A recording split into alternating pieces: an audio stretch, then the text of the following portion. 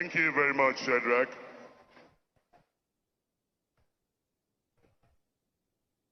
Your Excellencies, distinguished ladies and gentlemen, at this juncture, I have the singular honor and privilege to invite to speak to us at this auspicious occasion the grandfather of modern Nigerian democracy, the president with the capital letter P, one president that never left anybody in doubt that he was in charge when he was the president of Nigeria. Ladies and gentlemen, I'm talking about the longest serving head of state and the president commander-in-chief of the armed forces of the Federal Republic of Nigeria. One of Nigeria's greatest prodigies and compatriots. Distinguished ladies and gentlemen, I'm talking about none other than former President Matthew Okikiola Olusegun Obasanjo. A round of applause for him, please. The former head of state and the former president, commander-in-chief of the armed forces of the Federal Republic of Nigeria.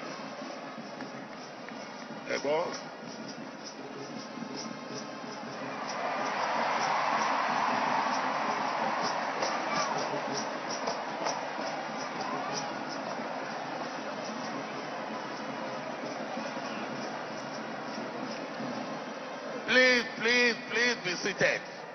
Please be seated. Please be seated.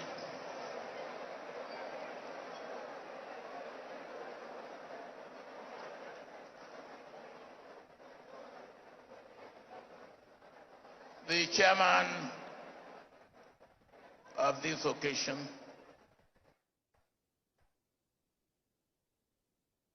the governor of Anambra State, and former governors of Anambra State, and former governors of other states, Your Majesty,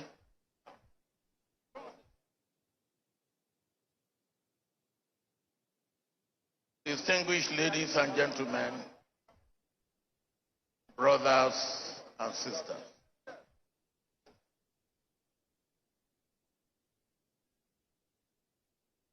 You have heard what I have heard.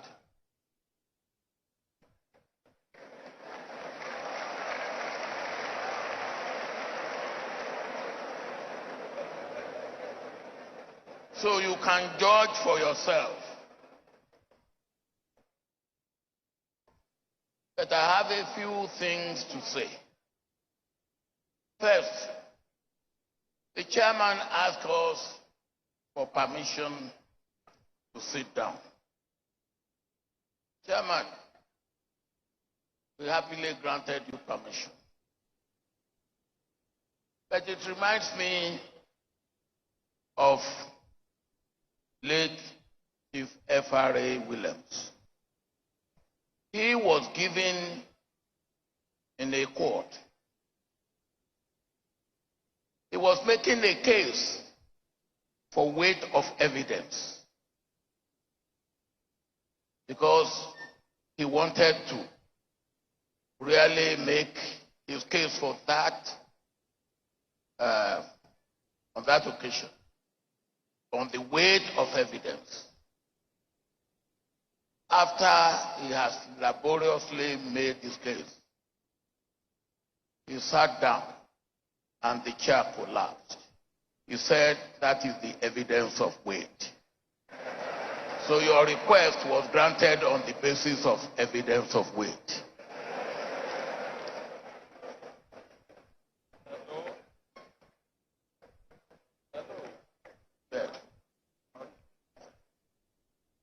Oh, yeah, this is restriction. Okay. They have now said I cannot move outside this restricted area. I will try and keep within that.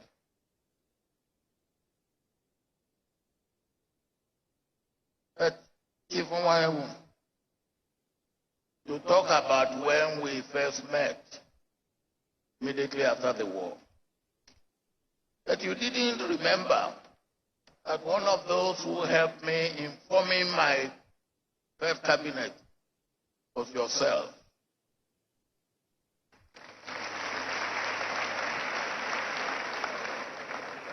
And I thank you for it. And you remember it, how it happened.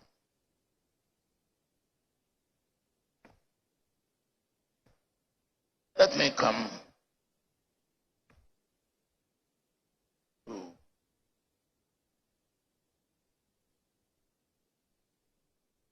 Chukwuma Soludo.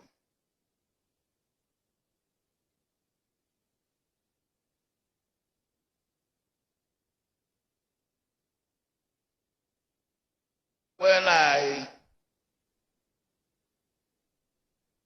had Chukwuma working with me as my economic advisor, we worked very closely together. And he never one day misadvised me. Not one day.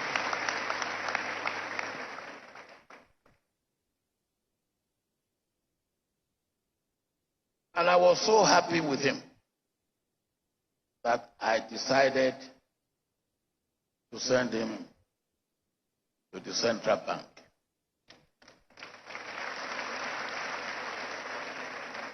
He was the second Nigerian who was not a commercial banker of some sort sent to the central bank. And he performed so wonderfully well.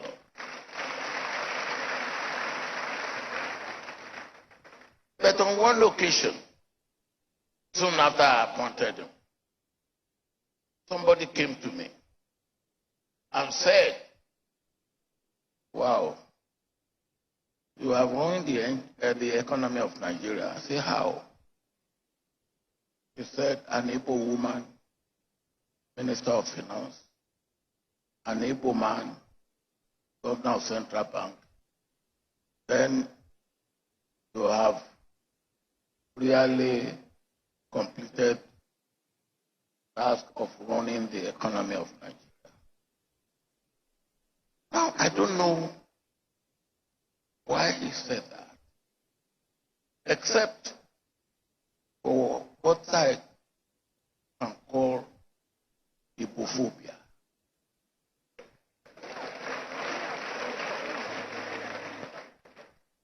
And don't take that lightly.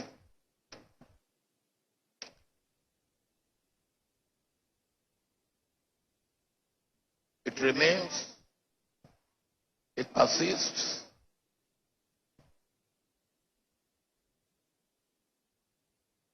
And I like what Chief Enwayamu said.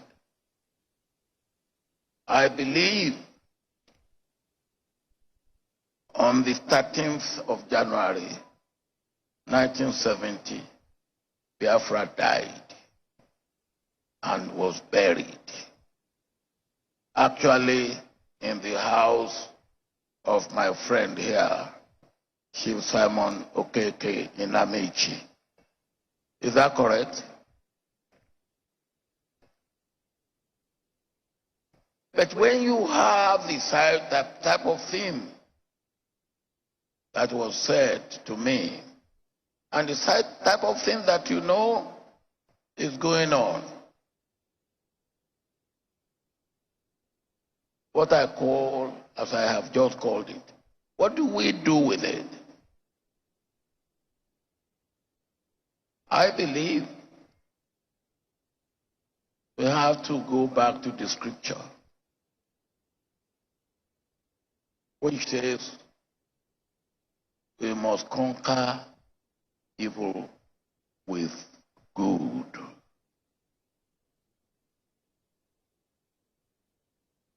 And whoever you are,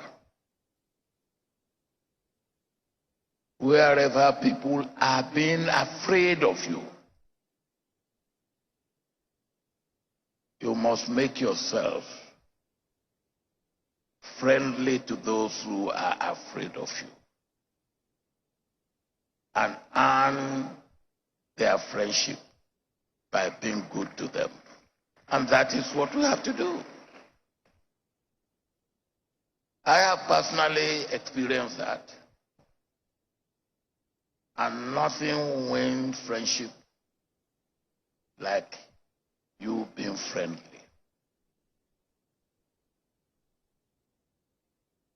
But then,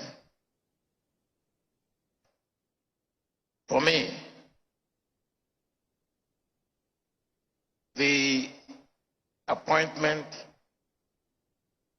of Ngozi Okonjo-Iweala and the appointment of Chukwuma Soludo were probably best of the appointments that I made when I was president. I used to have fun because Chukwuma was not really a fan of the World Bank. And Ngozi came from the World Bank. And we had a woman who was on the desk of Africa in the World Bank called Kruger. And anytime Kruger was coming to Nigeria, we had to prepare as if a president of another nation is visiting us. And Kruger will come, he will give us what he thinks we are not doing right. He will then write a letter to us, which I have to reply. And I will give that letter a copy to Chukwuma. Give me a draft. A copy to Ngozi. Give me a draft. Chukwuma's draft will be so strong and almost saying no to everything. Then one day I called him. Of course, I would take the two drafts and spend the night and write the letter that will go to Kruger. And one day I called Chukwuma. I said, look, never you say no to World Bank. Otherwise, they will rub your face on the ground. But never you do their bidding. And that was the way we handled the World Bank together, and we succeeded.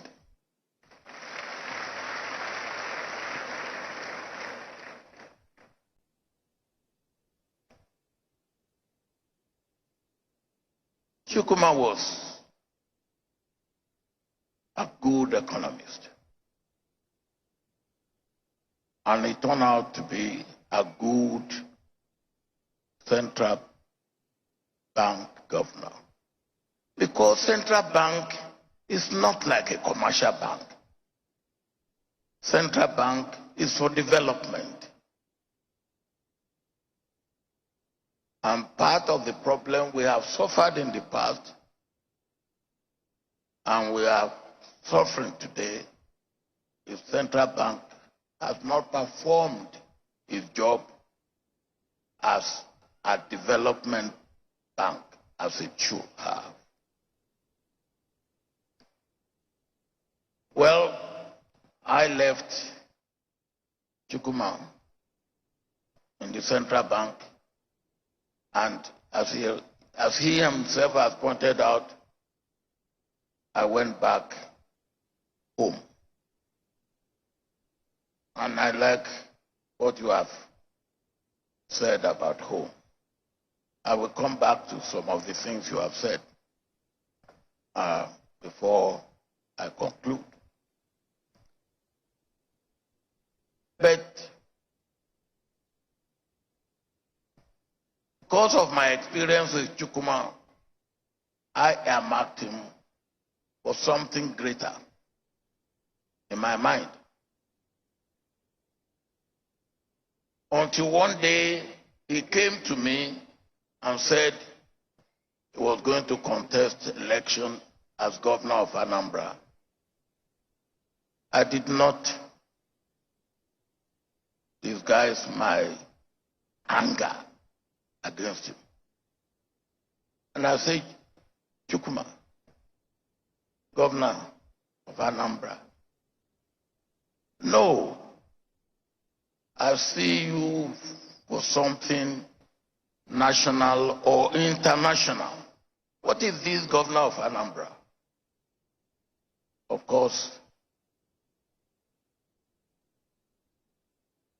he said to me, you started this. You remember one morning when we were together,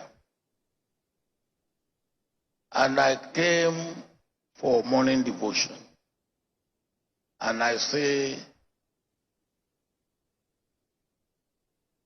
let us pray for the new governor of Anambra.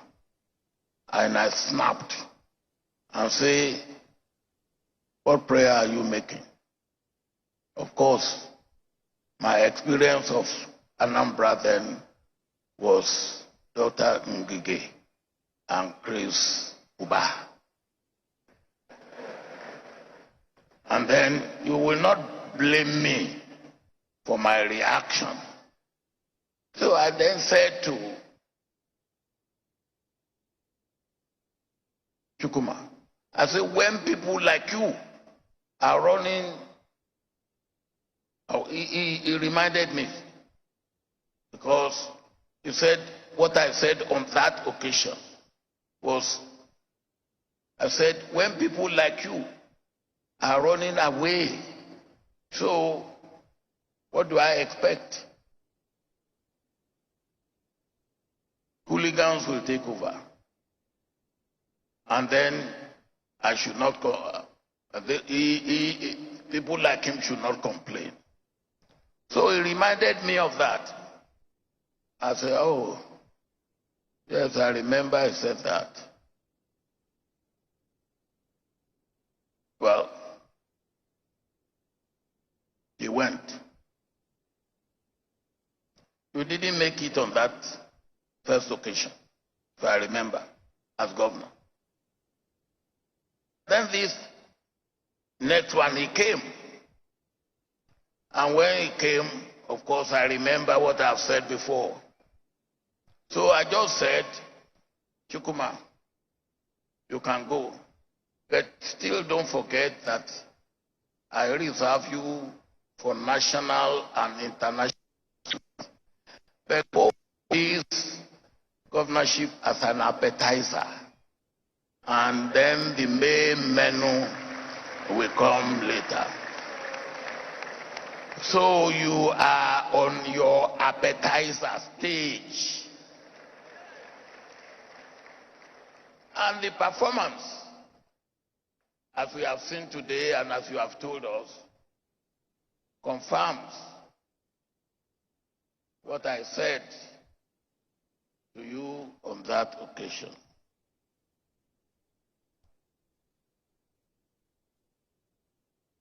From what I've heard and what I have seen, you have not disappointed me. And I believe you have not disappointed the people of Anambra State. I like the 5 items, and you know me. I believe any item that you want to deal with that are more than your 10 fingers, there are too many.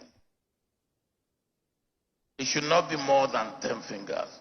And you have made yours even 5 fingers. Good.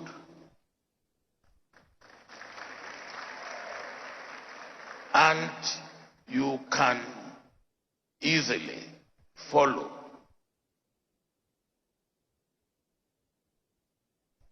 and identify what progress you are making.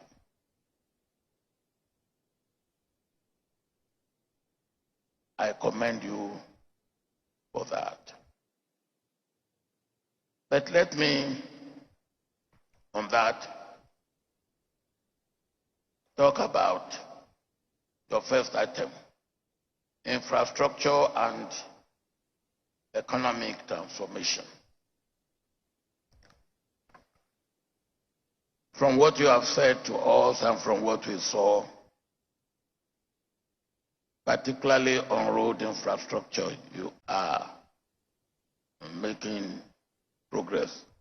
If in 1 year, 365 days, 52 weeks, 12 months, you can do as much as you have done with lean resources that you have, 261 kilometers of road, then you will do a lot more in the next 3 years.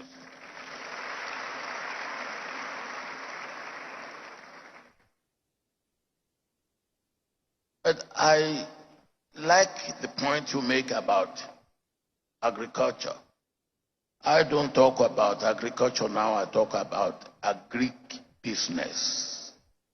Because it is all the way from equipment for land preparation up to food on the table. But let me advise, please, on agriculture, let us take not more than 3 or 4 items. You seem to want to go for palm, oil palm. Do it and let Anambra become the leading oil palm producers in Nigeria. You can do it. And I know you can do it. I give you the example of Vietnam, a place I have visited about 4 times in the past 2 years. Vietnam was not a country producing coffee. They decided to go into coffee production. Within a space of 6 years, Vietnam became the 2nd largest producers of coffee in the world, only second to Brazil. You have the experience, you have what it takes. Let Anambra become the leading oil palm producer in the country. You must, of course, take one food crop or one food, and I will suggest that you take cassava, which is both food and industrial. Then, of course, you have to take one livestock at least. Poultry and aquaculture, because you have water, are the 2 that I will recommend to you.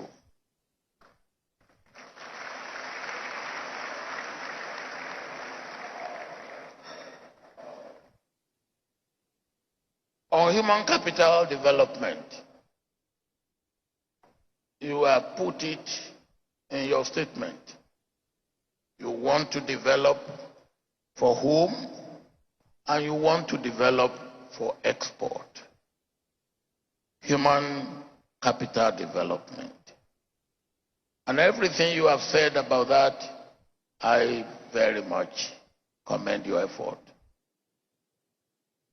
But when we develop our human capacity for export, It's not a waste. In fact, the experience they bring back, the outreach they get,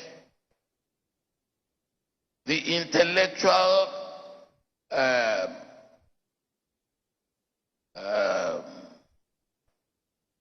property they bring home, and of course, the money they send back home is very, very important. And like you have said, east or west, home is the best, and they will also be looking forward to coming back home. And what you are doing at home will be indeed very important. Let me just talk and mention two things about manufacturing or industry. You talk about drug manufacturing, storage, and marketing. Why can't Anambra State also be the drug manufacturing center for Nigeria?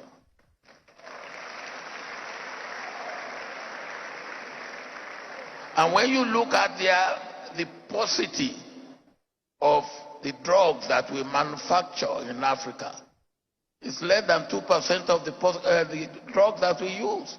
So the market is very, very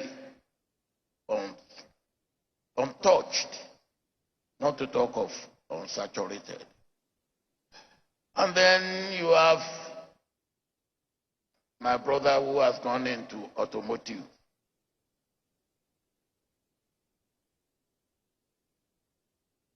When I was military head of state, we have automotive in Ibadan, in Lagos, in Kaduna, in Enugu. They are today all dead. And the reason why they are all dead is because they were all left in the hands of government. That's why I'm happy that the one that is happening here is private sector led. It should be encouraged and it should be strengthened.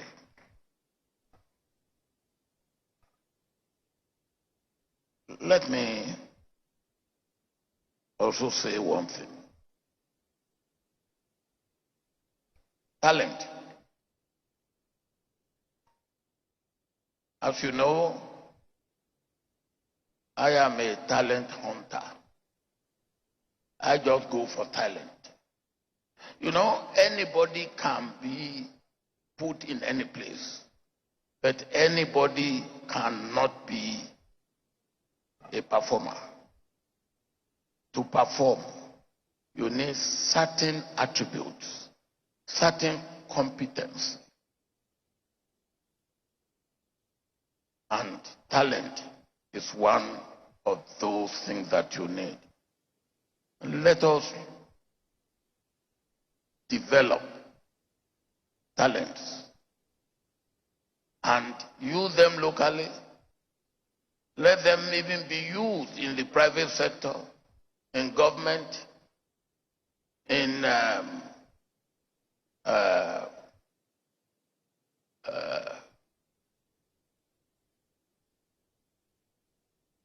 the private sector and in the what do you call it?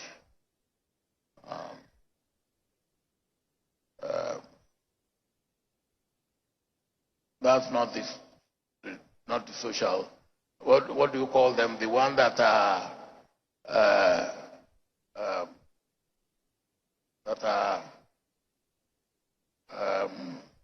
not public, not private. The third one. What do you call them? They are non-governmental organizations. what do you call them? NGOs. Yeah, but you have a word for one word you use for them. Huh? What is it? Yeah, but the NGOs, and we need talent, whether in the private sector, in the public sector, or in the NGOs. And we can search for them, we can develop them, and we can make them serve our purpose.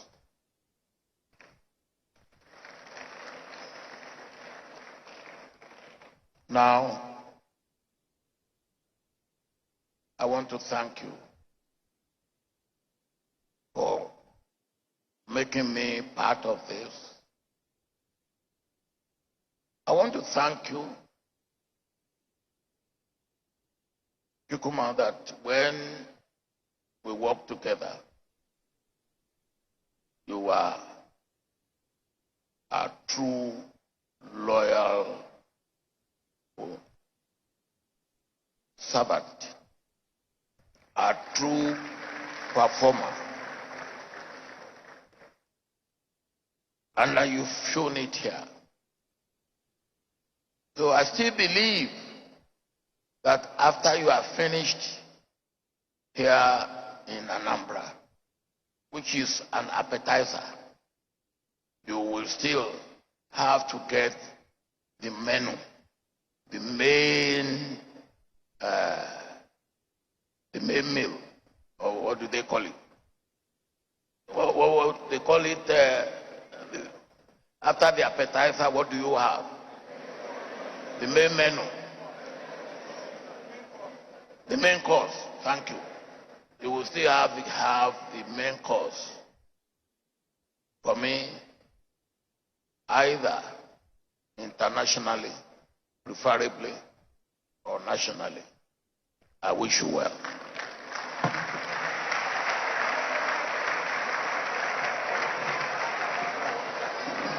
Ladies and gentlemen, Mr. Governor.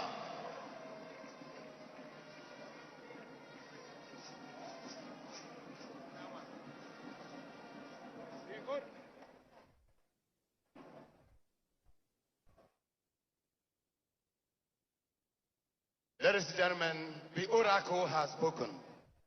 Can we put our hands together for our delectable elder statesman, a president of this country for 8 years. He is also the Oga of our Oga. The Oga of our Oga, the Oga of our governor. Can we put our hands together for him?